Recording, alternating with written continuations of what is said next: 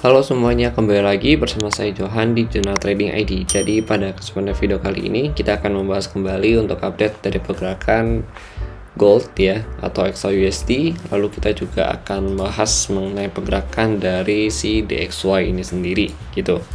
Sebelum kita lanjut pembahasan mengenai gold dan juga DXY lebih jauh ya, kita bahas dulu mengenai news hari ini. Jadi untuk hari ini itu ada news mengenai PPI ya. Di sini today ya, ini ada PPI itu di jam 20.30 ya. Di sini ada PPI. Kalau diprediksi sih memang membaik ya, karena hasil CPI yang kemarin ya. Kalau kita perhatikan nih untuk yang kemarin ini juga bagus ya, all green untuk DXY gitu. Jadi sesuai dengan pembahasan kita pada video sebelumnya dan juga postingan yang sebelum-sebelumnya gitu teman-teman. Nah kemudian selain PPI hari ini juga kalau nggak salah itu ada dari Michigan gitu. Tapi kita coba apply dulu sini bintang 2 ya sama bintang 3. Nah, kita cek and recheck dulu ya, cross check dulu untuk fixnya bagaimana. Nah untuk hari ini itu ada PPI sama FOMC member ya.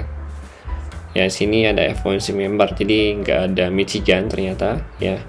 Tapi ada FOMC member speech ya, di sini namanya Kashkari ya, pokoknya itulah gitu ya namanya gitu. India hari ini ada FOMC member itu di jam 10 malam gitu teman-teman ya, speech ya. Ya habis PPI ada speech FOMC gitu.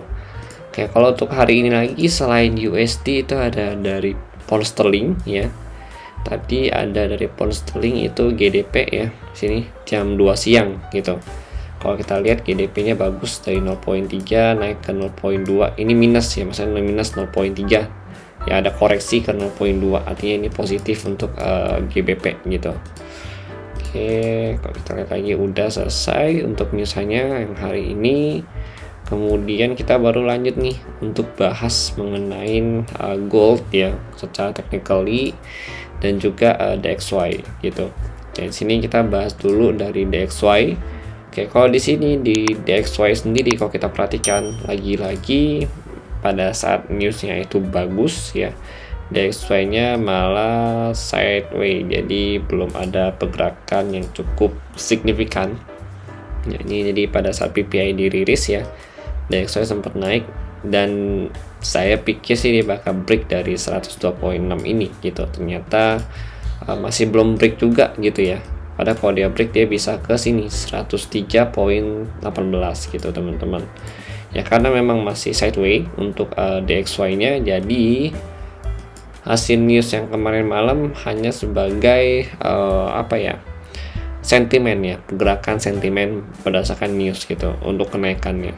After that dia akan kembali lagi ke pergerakan aslinya, yaitu adalah sideways gitu, dengan area resisten masih sama itu di 102.65 ya, dan area supportnya itu ada di harga 102.20 gitu teman-teman ya, karena ini masih sideways ya, dan sini juga masih ada gap yang belum ditutup dengan ini, sebenarnya ditutup ya, cuma memang kurang sempurna aja penutupannya.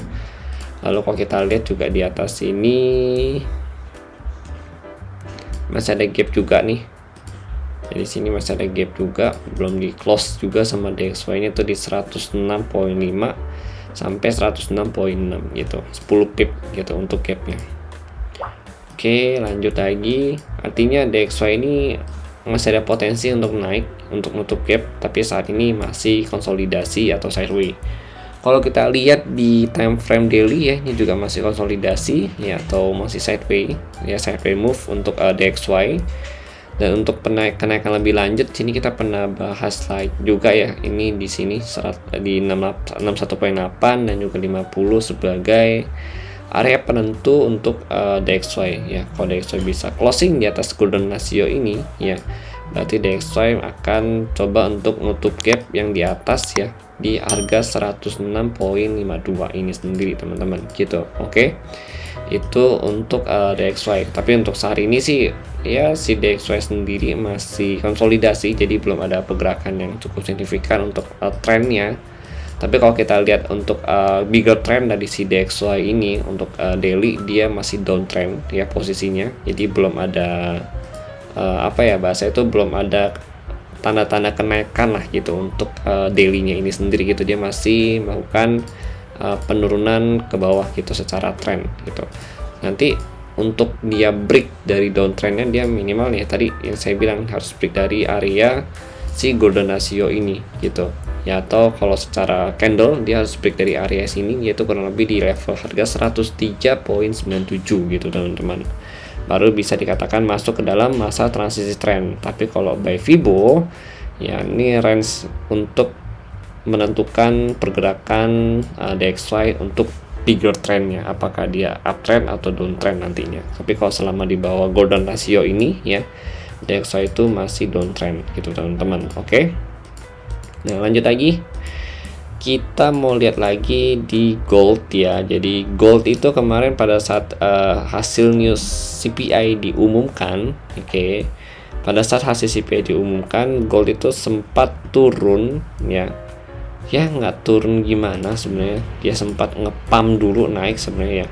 Ngepam kan dia condong sideways nih ya, terus dia ngepam naik ke angka 2040 2043 ya kan, terus dia turun lagi sampai kurang lebih ke 2020 2016 gitu ya. Kemarin itu sempat dapat sell on news ya 2 kali, itu puji Tuhan profit semua ya. Tapi ya namanya news ya, pada saat kita selling itu kita nggak bisa nahan terlalu jauh juga ya, karena hanya metode scalping ya untuk pergerakan news gitu.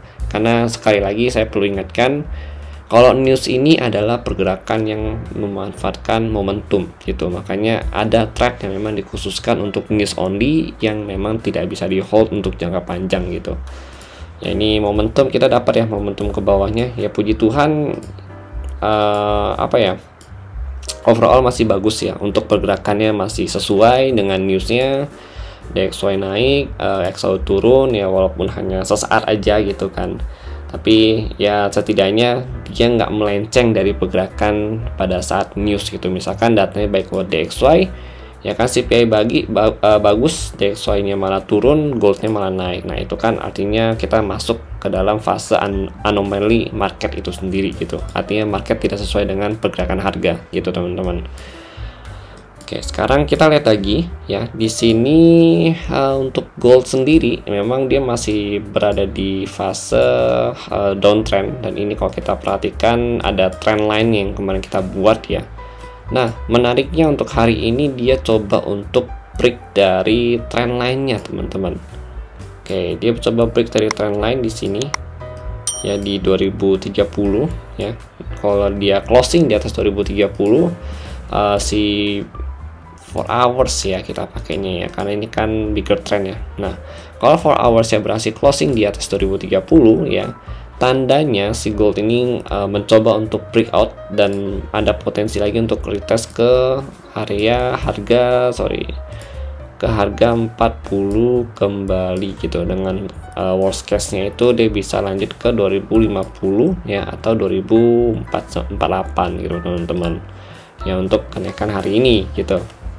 Nah, kalau dari PPI kan bagus nih, berarti gold ini ada potensi, kalau berdasarkan news ya, itu dia masih potensi untuk turun gitu teman-teman ya. Kalau berdasarkan dengan data sentimen news gitu, potensi turun untuk retest kembali ke 2020 2016, dan worst case itu bisa ke 2010 teman-teman gitu. Oke, jadi let's see aja bagaimana. Kalau dari news sih memang masih pro ke DXY ya.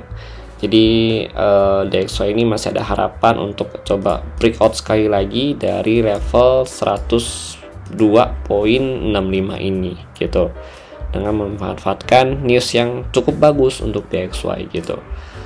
Oke, berarti gold ini ada harapan untuk turun lagi di 2020 sampai 2010 teman-teman gitu. Worst case-nya di 2010, atau paling buruknya sih di 2004 ya gitu. Ya let's see aja bagaimana gitu. Jadi selama gold ya masih di bawah 2030 ya, atau untuk secara keseluruhan di bawah 2050, saya masih looking for sell untuk gold ini sendiri ya. karena memang 2050 ke bawah gold ini condong untuk melakukan penurunan atau rejection dari si seller ini masih cukup bagus gitu. Tapi di atas 2050 baru kita ancang-ancang lagi nih ngambil buy ya, dengan target di 2060 sampai 2070 kembali gitu. Oke, itu untuk hari ini ya. Jadi penentuan kalau untuk intraday itu di 2030 ya, 2030. Kalau dia berhasil closing di atas 2030 untuk 4 hours ya, maka memang sebenarnya secara trend itu dia masih downtrend, cuma ini yang di breakout adalah si trend line-nya teman-teman. Jadi dia keluar trend line gitu. Nah, tetapan patokan kita adalah 2050 kalau untuk personal ya. Secara personally saya akan patokan tetap di 2050 gitu. Karena 2050 ini adalah swing height-nya si 4 hours itu sendiri gitu. Saya sebelum dia break dari current swing height-nya 4 hours ini, maka saya masih akan fokus untuk selling point ya, dan buy hanya untuk scalping only aja gitu. Oke, gitu. Nah, ini kemudian kita mau lihat dari pivot-nya. Oke, ini pivot, kita turunin dulu time frame-nya. Nah,